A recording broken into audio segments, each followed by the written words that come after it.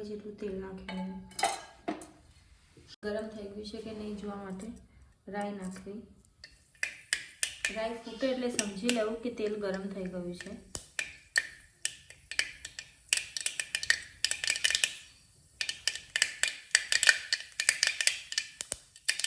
પછી આમાં જીરું નાખવું, હિંગ નાખવી, લીલા મરચાં નાખવા,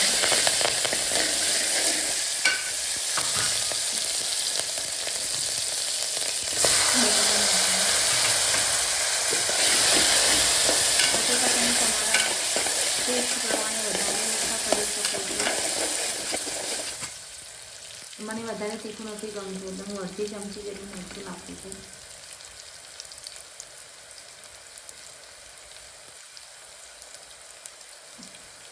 ¾ હળદી નાખું છું. બરાબર હલાવીને એમાં મોરૈયો નાખી દેવું. આ મોરૈયો હું ઉપવાસ માટે નથી બનાવતી.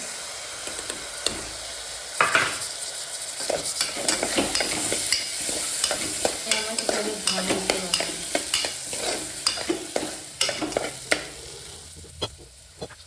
એક વાટકી મોરૈયો હતો એટલે હું એમાં 2 વાટકી જેટલું પાણી નાખું છું.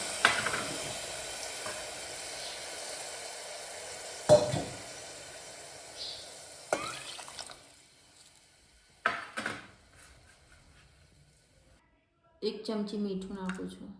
મીઠું તમે તમારા ટેસ્ટ પ્રમાણે પ્લસ માઇનસ કરી શકો છો. 2 વાટકી જેટલું પાણી નાખીને કુકર હું બંધ કરી દઉં છું.